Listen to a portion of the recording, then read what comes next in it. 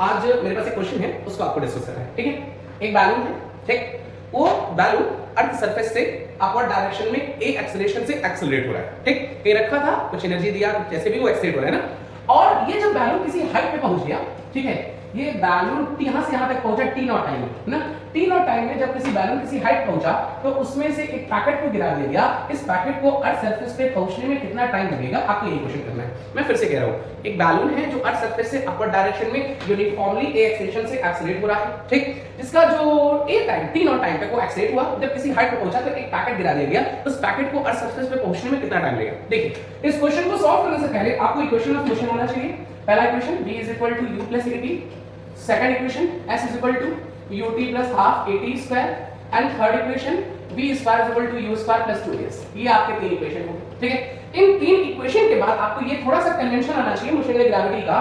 कोई भी चीज अगर अपवर्ड डायरेक्शन में होती है तो उसको पॉजिटिव लेते हैं, चाहे वो वेलोसिटी हो, चाहे डिस्प्लेसमेंट हो, चाहे एक्सेलरेशन हो। ठीक, लेकिन कोई भी चीज अगर डाउनवर्ड डायरेक्शन में होती है तो उसको हमेशा नेगेटिव लेते हैं। जैसे अर्थ का जो एक्सेलरेशन है वो हमेशा डाउनवर्ड डायरेक्शन में होता है, इसलिए उसको हमेशा नेगेटिव हम लोग लेंगे। ठीक, इतना होने के बाद आपको क्वाड्रेटिक इक्वेशन का फार्मूला आना चाहिए ax² bx + c।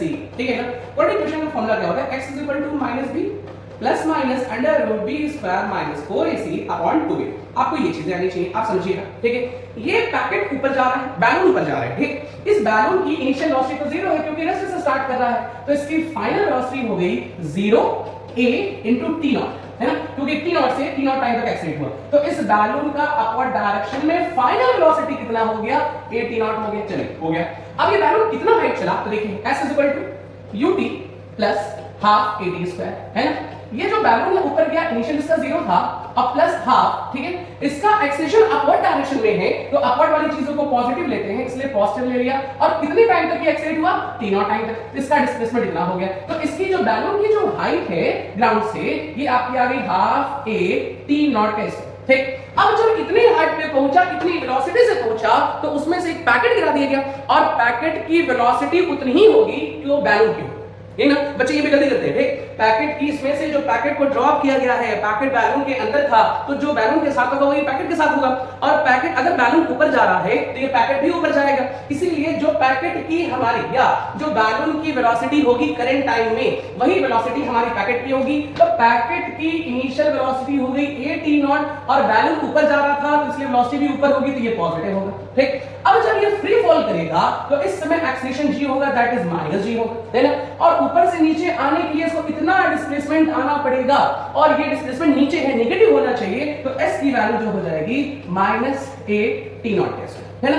ये मेरे पास इंफॉर्मेशन है। ठीक है, ये इंफॉर्मेशन है पैकेट के लिए। अब आपको इस इंफॉर्मेशन के बेसिस पे टाइम कैलकुलेट करना है। तो again s = ut + half at² use करें तो s की जगह -½ a t0², u की जगह देखिए a t0², ut ना u और लगने वाला टाइम क्या मानना t, है ना, -½ g और आने में टाइम कितना लगा t²। अच्छा, 2 से मल्टीप्लाई कर दीजिए तो -a t0², 2a t0 * t और ये gt², है ना। अब सबको धर दीजिए तो gt² - 2a t0 * t और -a t0² = 0। ये हो गया आपका सॉल्यूशन। ये आपका क्वाड्रेटिक इक्वेशन आ गया। अब क्वाड्रेटिक इक्वेशन आ गया, क्वाड्रेटिक इक्वेशन के लिए ये रखिए तो t देखिए a की जगह कितना है, g है ना। इसको कंपेयर कर लिए, a की जगह g है, b की जगह -2a t0 है और c की जगह -a t0² है। तो अगर t की वैल्यू निकाले तो b की जगह ये -2a t0 plus minus √b², इसका स्क्वायर 4a² t0²। ठीक है, -4a की जगह c और ac होता है ना बेटा, तो c की जगह कितना -+ a t0², और अपॉन कितना 2a मतलब 2g, तो लिखते हैं -a t0। ठीक है, ये माइनस माइनस यहां भी माइनस है ना, तो ये प्लस हो गया, प्लस माइनस √ क्या लिखे 4a² t0², ठीक है, प्लस 4ga t0² अपॉन कितना 2g।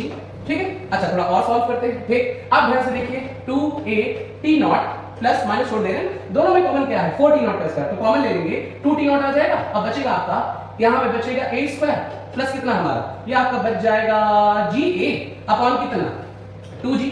ठीक है, यहां से 2 कॉमन लेके कैंसिल कर ले, a t0 प्लस t0 √ क्या a² प्लस ga अपॉन क्या g कर दिया। अब चाहे तो इसमें से और सिंपलीफाई कर ले, सिंपलीफाई करने के बेसिस पे आप t0 कॉमन ले लें और लिख ले यहां से a/g प्लस, ठीक है, इसको अंडर रूट में भेज देना ना, तो अंडर रूट क्या, a square by g square, अब प्लस कितना, g बाय a को g स्क्वायर से करेंगे तो g बाय a आ गया, ये आंसर आया। और भी सिंपलीफाई करना चाहते हैं तो यहां से a square by g square बाहर लेंगे तो a बाय g आ जाएगा, ये सॉरी रूट में नहीं है, एक मिनट मैंने इससे गलत लिख दिया है ना, ठीक, t नॉट ब्रैकेट में, ठीक है, a बाय g प्लस इसमें से अगर a square by g square बाहर लेंगे तो a बाय g बाहर आ गया, इसकी वैल्यू 1 हो गई और ये उल्टा हो जाएगा, है ना, g बाय a ना उसमें कॉमन लेंगे तो ये वैल्यू हो जाएगी a बाय g। आप चाहे तो मल्टीप्लाई करके देखें और दोनों में कॉमन क्या है, a बाय g कॉमन है, तो आपका overall answer 1 plus under root 1 plus a by g, है ना। ये देखिए बहुत अच्छा क्वेश्चन है, इसका टाइम इंटरवल आ गया ना, ठीक। आपको ये क्वेश्चन समझ में आया कि नहीं, आप हमें जरूर बताइएगा। अगर इससे रिलेटेड कोई भी क्वेश्चन है आप बताइए, उस क्वेश्चन को हम फिर डिस्कस कर देंगे। Thank you.